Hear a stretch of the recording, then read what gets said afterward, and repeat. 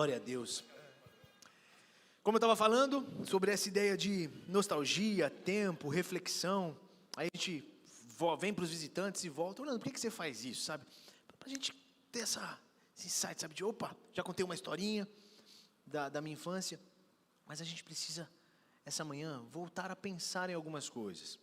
E quando o pastor me havia pedido para trazer essa mensagem, eu fiquei pensando, Senhor, o que eu poderia falar? O que o Senhor poderia falar primeiro na minha vida? Sabe, eu sempre falo que antes da gente pregar, a gente precisa ser pregado com isso. Tudo que nós falamos precisa primeiro vir ministrar a nossa vida. E eu fiquei pensando muito em um jargão, sabe? Sabe aquelas ideias de jargões? Não sei se vocês conhecem essa expressão de palavras de efeito.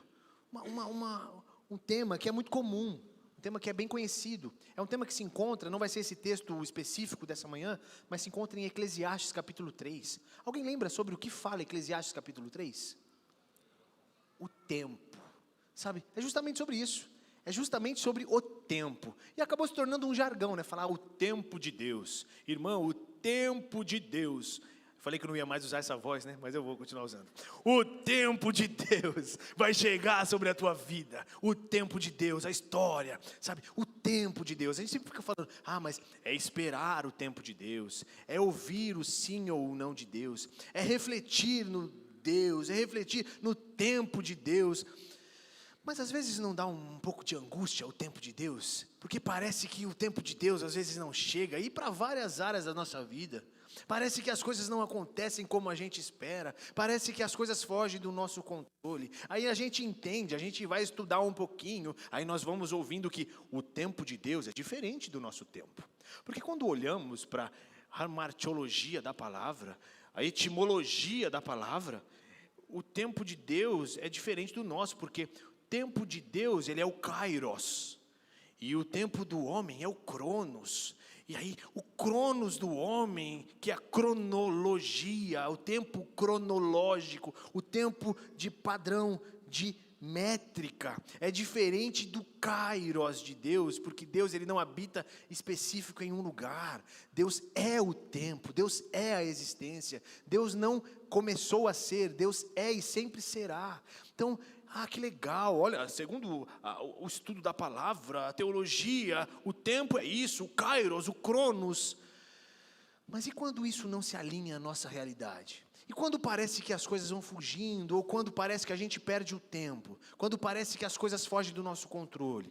Tem uma poesia que eu gosto bastante, até já citei aqui, eu acredito, do Mário Quintana, que diz que, ele fala sobre o tempo, ele diz que quando se vê, já são 6 horas.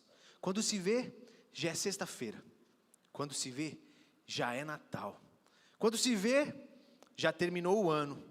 Quando se vê, já se passaram 50 anos. Quando se vê, perdemos o amor da nossa vida. Agora é tarde demais. Se me fosse dado mais uma única oportunidade, eu nem olharia para o relógio, para a casca inútil e dourada das horas. Eu continuaria. Eu viveria, eu faria. Sabe, o tempo ele acaba trazendo isso para a gente. Tem um outro poema que diz assim, para entender o valor de um ano, pergunte a um estudante que não passou nos exames finais. Para entender o valor de um mês, pergunte à mãe que teve um filho prematuro. Para entender o valor de uma semana, pergunte ao editor de uma revista semanal. Para entender o valor de uma hora, pergunte aos apaixonados que estão esperando o momento do encontro. Para entender o valor do minuto, pergunte a uma pessoa que perdeu o avião, o trem ou o ônibus. Para entender o valor de um segundo, pergunte a uma pessoa que sobreviveu a um acidente.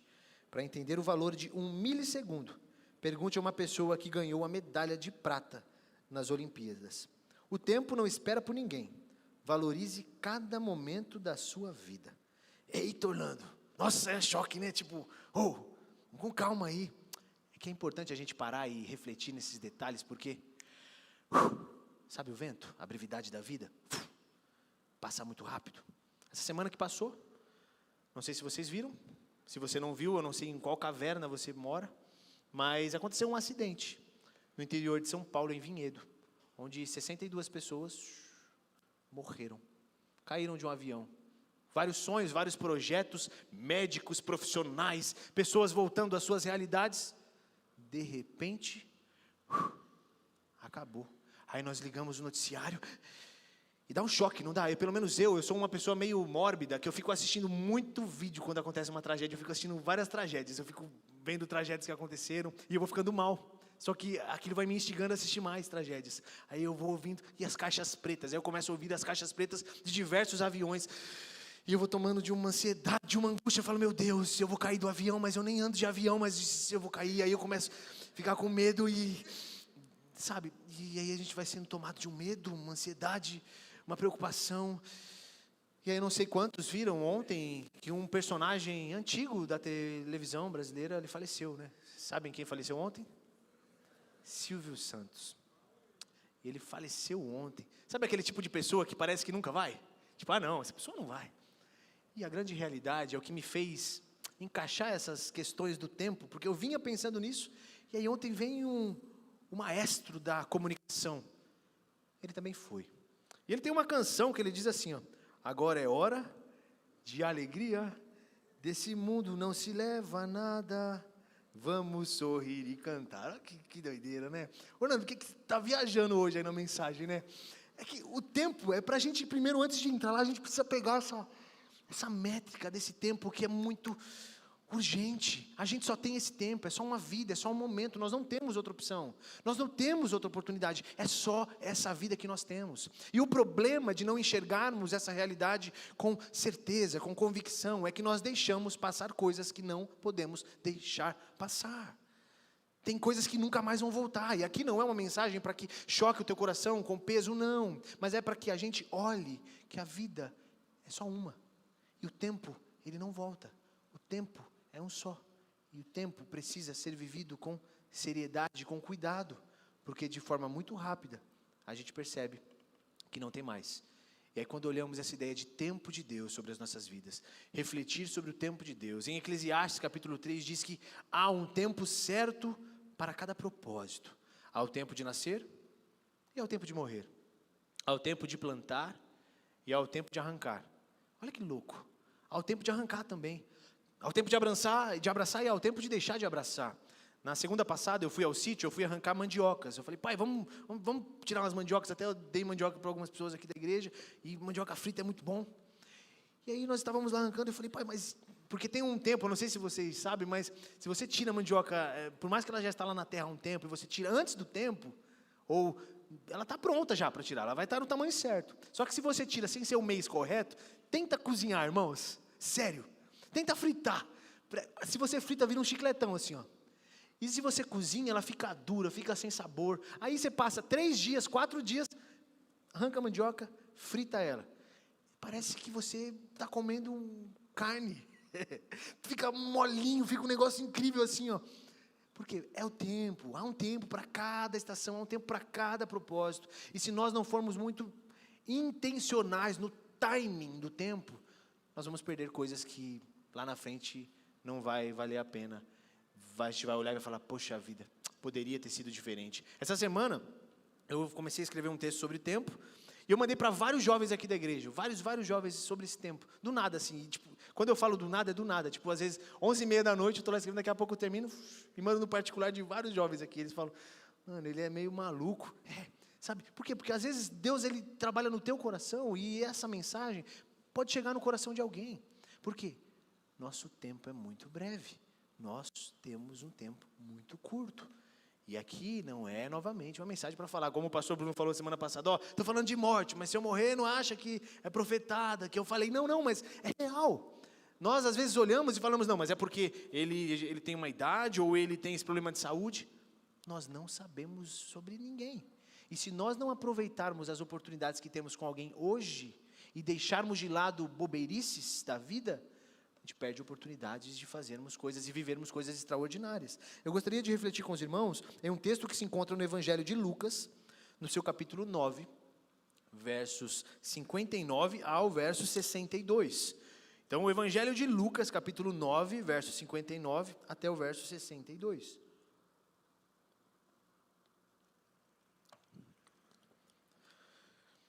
Esse texto é bem legal, é um texto conhecido,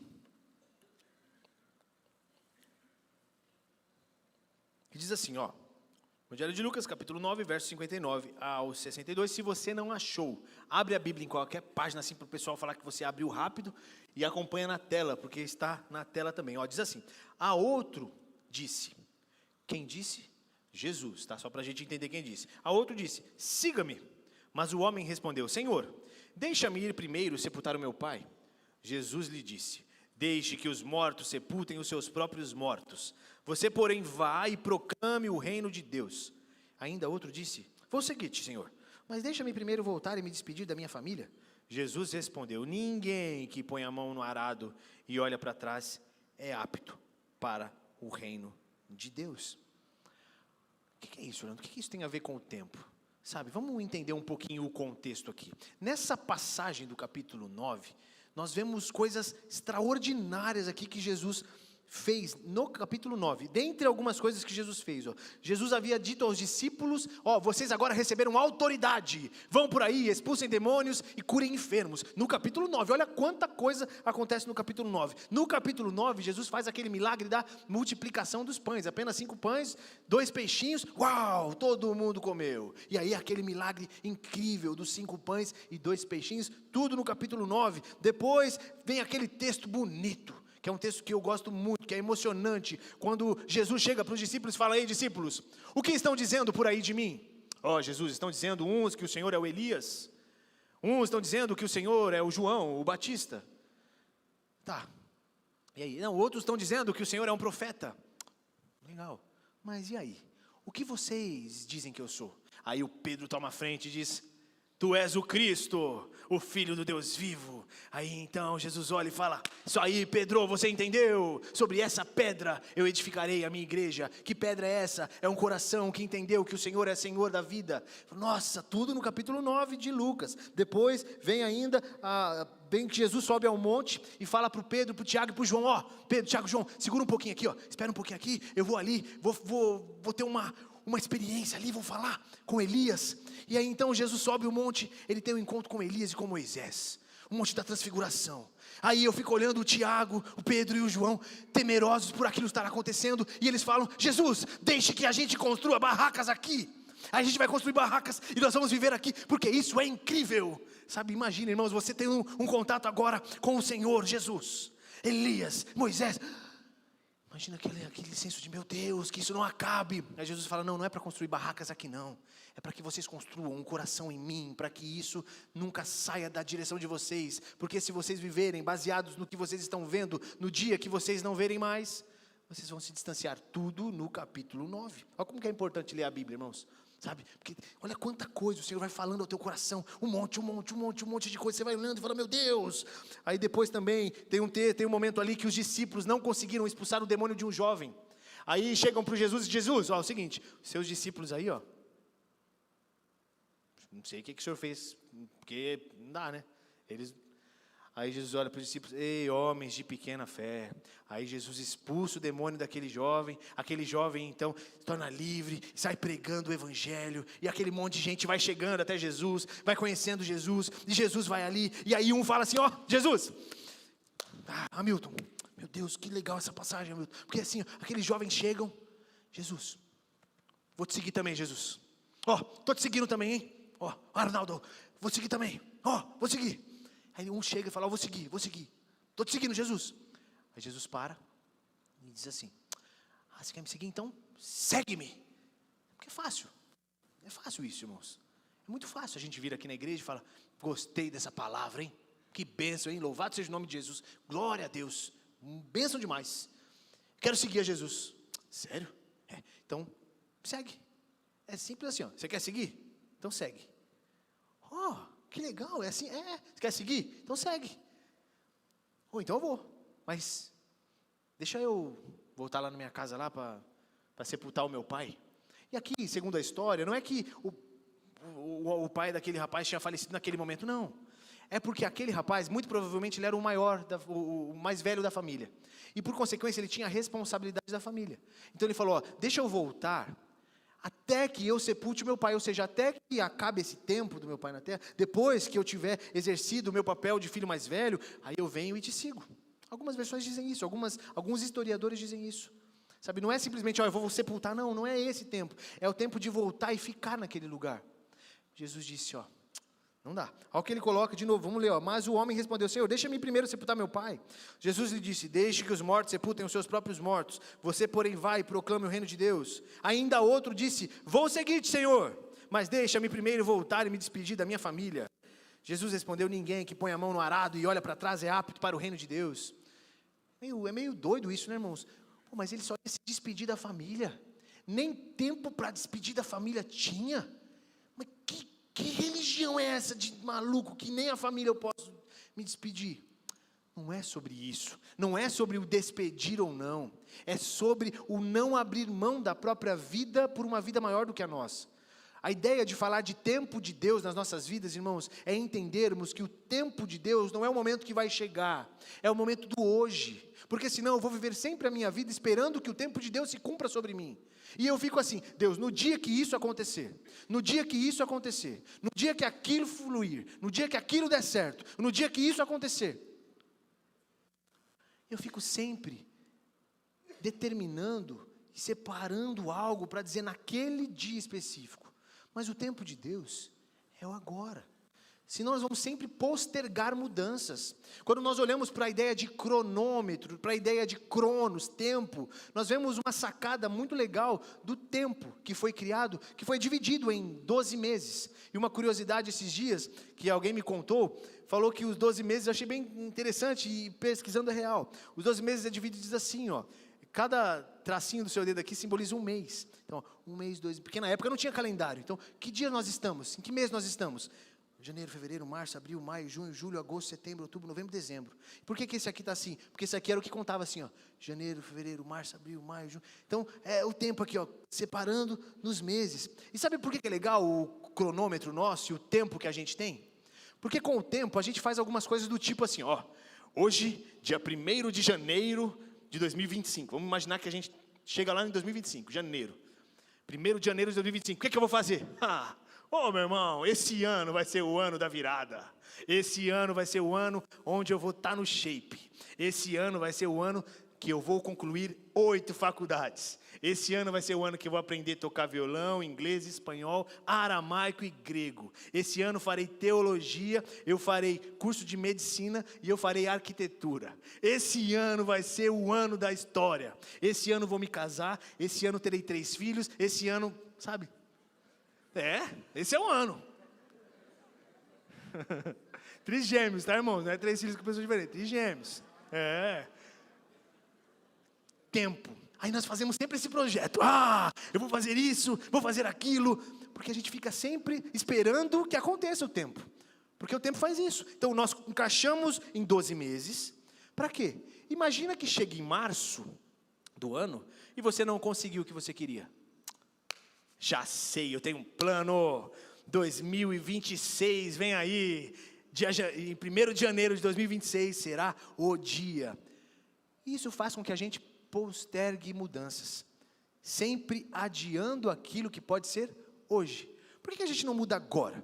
Por que a gente sempre espera o depois? Não, depois, quando eu conseguir, eu vou ligar para aquela pessoa. Não, quando der tempo, eu vou mudar a atitude. Quando eu fizer aquilo, e eu sempre fico adiando alguma coisa, porque eu encaixei o meu tempo, achando que eu tenho todo o tempo do mundo. Mas se eu te contar um segredo, você precisa acreditar que você não tem todo o tempo do mundo. Por isso que o senso de urgência que Jesus carregava é o que nós, como cristãos, precisamos carregar. Por quê? Nós só temos essa vida para viver. Nós não temos uma segunda chance, nós não temos um restart, nós só temos essa vida. E enquanto Jesus falava, o coração daqueles discípulos queimava, porque, irmãos, ouviam sobre o próprio Jesus. Às vezes você escuta um pregador, ou escuta uma palestra de algum coach, e você fala, nossa, que legal como ele fala, é uma vontade de fazer aquilo. Te motiva, o emocional é ativado, a forma que ele fala é ativada. Imagina Jesus falando diretamente com você. O coração daqueles caras pulsou, mas só que pulsou, mas eles entenderam, porque novamente acharam que teriam tempo. Quando que o tempo de Deus vai acontecer na minha vida, Orlando? Quando você entender que que o tempo de Deus é hoje. O tempo de Deus na tua história é hoje. Ah, mas você não sabe a minha situação. O tempo de Deus na sua história é hoje. Sabe por que é hoje? Porque o ontem não volta. É tipo bater naquela tecla do, nossa, que redundante. O ontem não volta. E o amanhã não existe. O amanhã não existe. Sabe? Ah, mas amanhã. Não existe amanhã. Sabe? Por quê? Porque se não chega o amanhã, então é o hoje, é agora, é o senso de urgência, é o senso de entender que nós só temos esse momento para viver. E não é o momento de você pegar assim, então agora eu vou ficar maluco, eu vou viver igual doido aí. Não é sobre isso, mas é entender que você precisa viver a sua vida com propósito e com sentido. Porque senão nós vamos nos atolar em questionamento da existência do tal. Por que aconteceu aquilo? Por que deu errado aquilo na minha história? Por que aquilo foi assim? E você fica travado no seu passado, ou você fica tão ansioso com o seu futuro de, por que eu não vou conseguir? Será que vai dar certo? Será que eu vou poder? Será que... E aí você não vive o agora, porque o tempo do Senhor é hoje, irmãos. Não tem outra oportunidade. Eu separei essa reflexão em 4 pontos rápidos para a nossa reflexão. O primeiro ponto é o seguinte, que seguir o tempo de Deus exige renúncia. Como assim, Orlando? Exige renúncia de quem somos. Olha aqui, seguir a Cristo implica em deixar para trás tudo o que nos prende ao mundo. Jesus nos chama a uma vida de renúncia, onde devemos estar dispostos a abandonar nossos próprios desejos e prioridades, para seguir o caminho que Ele nos propõe.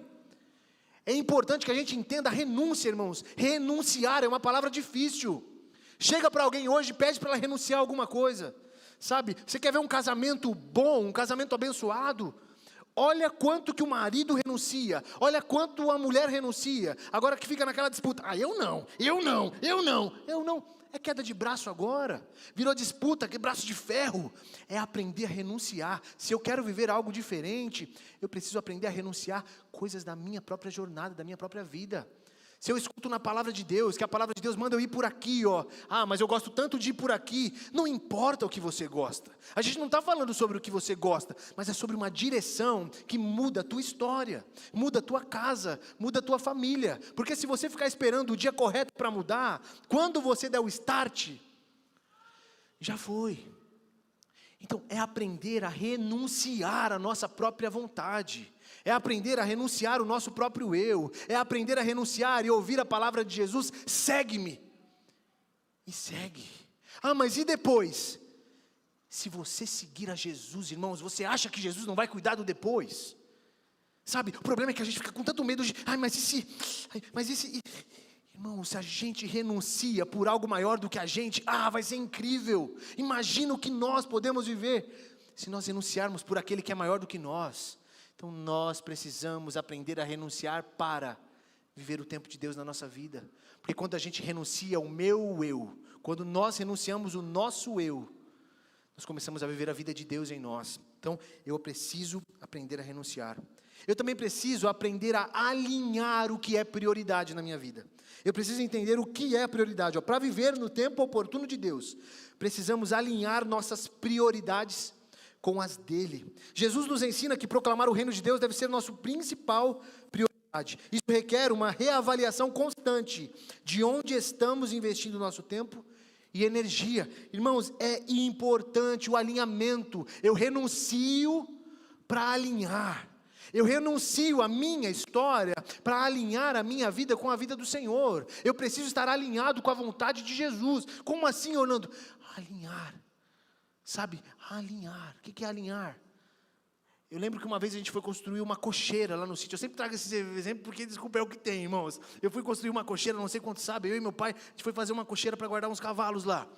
Guardar, parece vamos guardar o cavalo. Usou o cavalo, guarda o cavalo. Não, é o lugar que ele fica. Cocheira é o local que fica. E aí a gente fez essa cocheira de bambu. E aí nós passamos uma linha assim, Meu pai é aquele cara que tem que ficar tudo bem medido assim, Só que ele mede tudo errado, irmãos. Se meu pai estiver assistindo, ele vai ouvir. Porque ele fica lá, demora mal tempão medindo. Aí passa uma linha aqui, aí mede aqui, aí vai. Aí agora está no prumo. Irmãos, quando a cocheira ficou pronta, a cocheira estava de lado assim, ó. O cavalo entrava meio de lado para dentro da cocheira. Alinhar é colocar no plumo. Alinhar é colocar reto. Alinhar é entender o que é ser reto. O que é reto? O que é retidão? É andar em direção com a palavra do Senhor. É andar como a palavra de Deus diz para andarmos. É andarmos como a Bíblia diz, ela é a lâmpada para os meus pés e luz para os meus caminhos. Essa é a palavra do Senhor. Então nós precisamos andar com essa linha, desculpa a redundância, mas alinhada. A gente precisa estar no plumo correto, porque não adianta termos uma boa intenção, vou fazer uma cocheira muito bonita, mas se eu faço torta, na hora de colocar o telhado, deu um trabalho, irmãos. Por quê? Porque imagina o sufoco para colocar um telhado numa edificação torta, irmãos. Aí lá a gente fica estressado, era para terminar o evento lá em um dia, a gente levou 2 semanas para fazer, tudo por causa de um alinhamento errado, sabe? Então tudo depende de como está o nosso coração. Renunciar é difícil, renunciar não é brincadeira, renúncia, sabe, renúncia, se fosse fácil não seria renúncia, é abrir mão, alinhar não é fácil, mas é necessário. Terceiro ponto, olhar para o passado impede de ver o futuro, novamente, sabe, imagina aqueles discípulos, aqueles homens que poderiam seguir a Jesus, olharam para trás. Não sei se vocês lembram, tem uma personagem da palavra de Deus que era casada com Ló. Certo dia, Ló e a sua esposa saem de uma cidade chamada Sodoma e Gomorra. E quando eles saem dessa cidade, o Senhor diz, olha, não olhem para trás. Aí a mulher de Ló sai junto com Ló, desesperado. E sabe aquela, mas o que vão acontecer com aquela cidade? Eu quero ver. Aí ela começa a escutar os barulhos. Aí ela olha para trás e se torna uma estátua de sal. É olhar para trás quando não deveria. A caminhada com Jesus, como diz Filipenses, é esquecendo das coisas que para trás ficaram e prosseguindo para o alvo da soberana vocação que está em Cristo Jesus. Do contrário, vamos sempre ficar olhando para o passado. E se ficarmos olhando para o passado, vamos ser impedidos de enxergar o futuro que o Senhor tem para a gente. Jesus nos adverte sobre o perigo de olhar para trás, enquanto tentamos seguir em frente. Quando nos apegamos ao passado, seja por arrependimentos, mágoas, ou até mesmo por saudades, perdemos a visão do que Deus tem preparado para nós no futuro. Já ouviram falar daquela ideia de contemplação? De você contemplar alguma coisa, de você ficar ali, sabe, olhando, e quando você fica nessa ideia de ficar simplesmente contemplando o que já foi, você deixa de viver aquilo que o Senhor tem para você hoje. Sabe aquela pessoa saudosista? Não sei se você conhece alguém saudosista, que você começa a conversar. Meu irmão, na minha época era diferente a igreja de Jesus era diferente. É verdade, irmão, na época talvez não tinha teclado, tipo, você viveu lá 300 anos, não tinha o teclado. Mas na minha época, irmãos, as coisas vão mudando. A gente não pode perder o senso do que é importante e principal. As formas, meus irmãos, as formas mudam. Sabe, imagina só, você, irmã ou irmão que gosta de cozinhar, prepara um bolo, aí você faz um bolo numa forma quadrada. Se você fizer um bolo numa forma quadrada, seu bolo será? O que, irmão? Redondo? Quadrado. Se você faz um bolo em uma forma redonda, seu bolo vai ser? Orlando, forma. Mas o bolo que eu fizer na forma quadrada, Felipe, e o bolo que eu fizer na forma redonda, se eu colocar os mesmos ingredientes e for o mesmo boleiro que fizer, terá o mesmo sabor? É a forma. Então, às vezes eu fico tão saudosista pelo que foi, eu fico sempre olhando para o passado e sempre olhando para trás, sem enxergar aquilo que o Senhor tem para mim na frente. Aqueles meninos, aqueles homens que poderiam ter seguido a Jesus, talvez ficaram tão pensativos em olhar para trás, que não decidiram seguir ao Senhor. E o olhar para trás aqui, tem esse significado de contemplar o passado. E o contemplar o passado, ele pode causar um grande problema na tua história, porque você fica travado na história que você viveu. E por último, uma vida com a mão no arado, faz com que eu viva o tempo de Deus.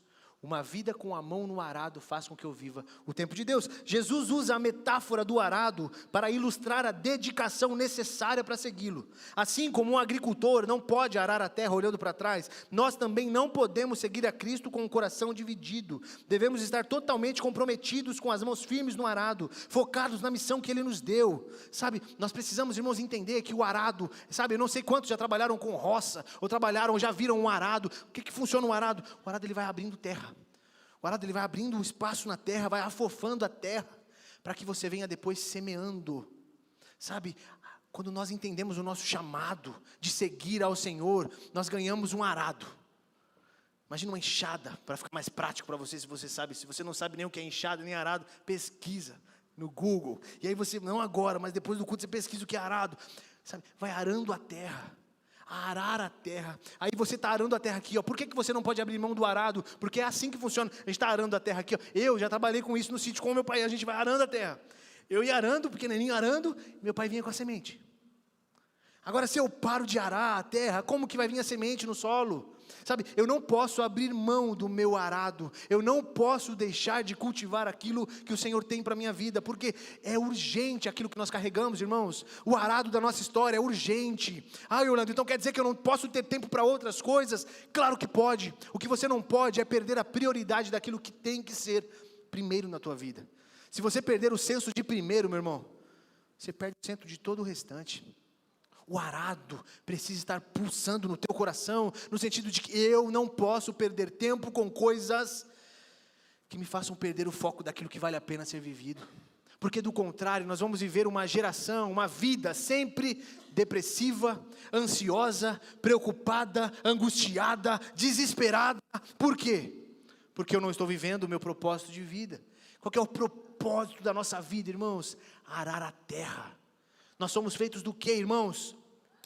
Terra. O que é arar a terra? É ministrar o evangelho por onde andarmos, é carregarmos essa preciosa vida para onde andarmos, aonde eu andar, com quem eu tiver a oportunidade de falar. Eu preciso arar a terra, eu preciso ministrar, eu preciso falar. Aquele que converte é o Espírito Santo, mas eu tenho a responsabilidade de anunciar essa palavra, e não anunciar a palavra somente num culto. Não, irmãos, pregar aqui, como a gente fala, tem o temor, mas é fácil. A gente pega um texto, decora o texto, vem aqui, fala bonito, pá. Mas nós precisamos viver isso aqui lá fora. Tem um monte de gente andando perto de você, um milhão aí de pessoas que andam perto de você, que estão esperando simplesmente que você are a terra, que você testemunhe. Mas talvez a preocupação com, eu posso ir me despedir, eu posso ir fazer aqui, não são atitudes erradas, irmãos. Para pensar, os discípulos ali não falaram assim, ô Jesus, eu posso ir ali fazer um negocinho errado aqui, e depois eu te sigo? Ô Jesus, não está falando sobre coisas erradas, está falando sobre prioridades. E o tempo de Deus, irmãos, ele vai ser real na nossa história, quando nós pararmos, refletirmos, e entendermos que o tempo do Senhor é agora. Do contrário, nós vamos perder tempo com tantas coisas que vão nos impedir de viver aquilo que o Senhor tem para a gente. Eu quero terminar contando uma história para vocês, de uma menina, que um dia escutou que um grande fazendeiro tinha perdido seu relógio. E esse fazendeiro perdeu o relógio, começou a divulgar em vários lugares sobre o relógio, porque era um relógio muito importante, ele tinha muito carinho por aquele relógio. E ele começou a divulgar em jornais da cidade dele. Ele tinha perdido esse relógio num celeiro, ele tinha um celeiro gigante. E aí essa menina vê essa notícia, assim como várias outras crianças viram a notícia, vários homens e mulheres viram aquela notícia, e aquele homem prometeu o seguinte, falou, olha, eu perdi um relógio que é de muita estima minha, e eu não sei o que fazer, eu não sei como, eu estou desesperado, então aquele que encontrar o meu relógio, eu vou dar uma grande quantia de dinheiro. E aquela menina passava por um monte de problemas financeiros em sua casa, um monte, e aí chegou um determinado dia, um monte de gente daquela cidade chegou naquele lugar, naquele local, várias pessoas começaram a revirar o celeiro, e reviravam o celeiro, e uma bagunça, reviravam o celeiro, corria para um lado, corria para o outro, e foi passando o dia, aquele homem desesperado, porque ninguém encontrava aquele relógio, o desespero ia tomando conta, meu Deus. as pessoas começaram a falar, ó, acho que já roubaram o seu relógio, acho que o relógio não está mais aí, acho que não tem mais jeito, sabe? Alguém deve ter levado. Aquele homem se desesperou, aquela menina que tinha ido ficou um pouco triste também. Aí todos estão indo embora, e aquele homem sem o relógio. Aquela menina, então, ela para e fala com aquele senhor: senhor, eu sei que a gente procurou o dia todo e a tarde toda, mas o senhor me dá uma última oportunidade para achar esse relógio? Todo mundo procurou, menina, ninguém achou. Você acha que você vai achar? Senhor, por favor, me dá essa última oportunidade de procurar esse relógio, mas só eu sozinha. O homem chorando já porque não achava, deixou. Aí a menina entra de novo no celeiro, aí ela senta, e ela para um pouquinho,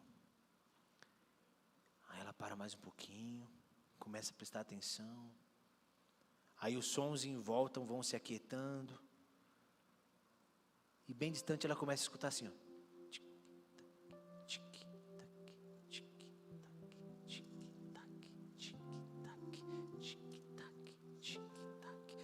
Aí ela vai indo em direção ao som que ela escutava, até que, devido ao silêncio que ela ouviu, você viu?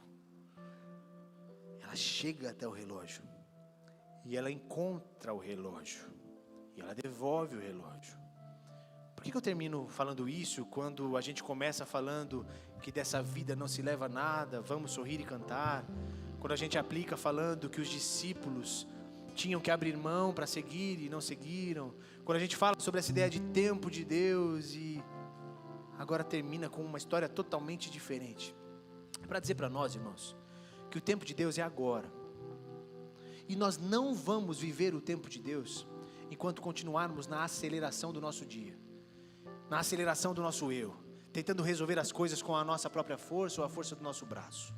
O Senhor te convida e me convida essa manhã a olharmos para Ele, a pararmos tudo e seguirmos a Ele, a entender que quando nós abrimos mão de coisas e vontades nossas, por amor a Ele, as coisas começam a fazer sentido em nossa vida, e nós começamos a escutar então a direção que devemos seguir.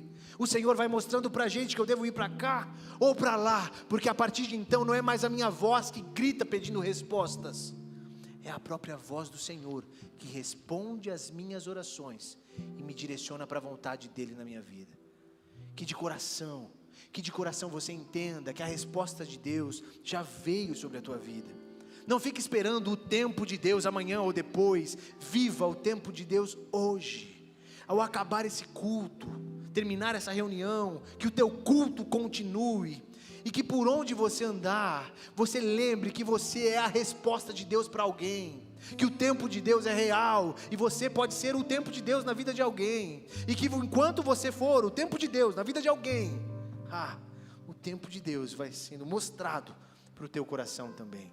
Então descansa teu coração, irmão. Descansa o teu coração, irmã. Não é sobre o quanto você faz, não é sobre as preocupações ou esses dilemas, quando acontecem essas tragédias ou esses famosos morrem, é para mostrar para nós que todos nós vamos também. Mas enquanto não chega o nosso dia, ou enquanto a senha não bate, o que eu faço? O que eu faço dessa breve existência que eu tenho? Porque quando nós depararmos e enxergarmos, quando vermos, já será 6 horas. Quando olharmos, já será sexta-feira, já será Natal, já acabou o ano, acabou 50 anos, e agora?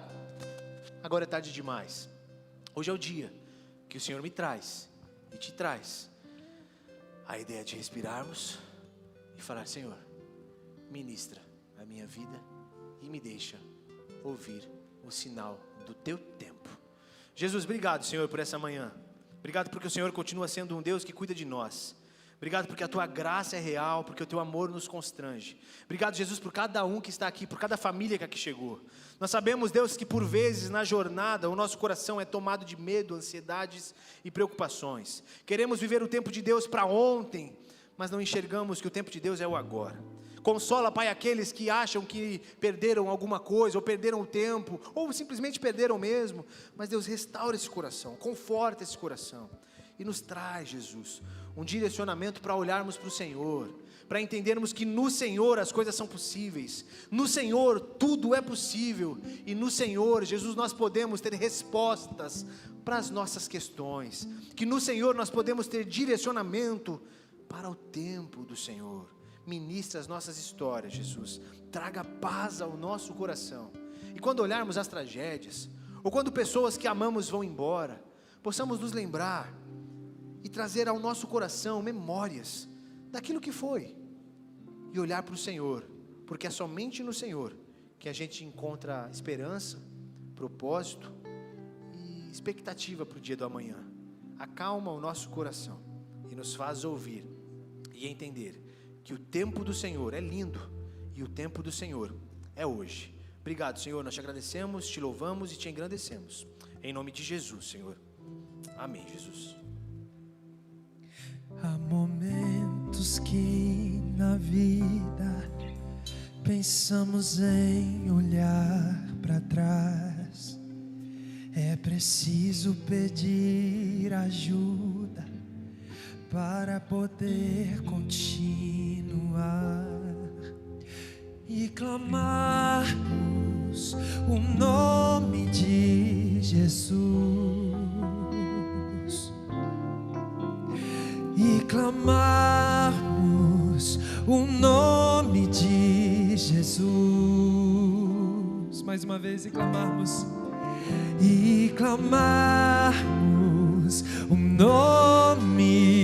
o nome de Jesus. Ele nos ajuda a carregar a cruz.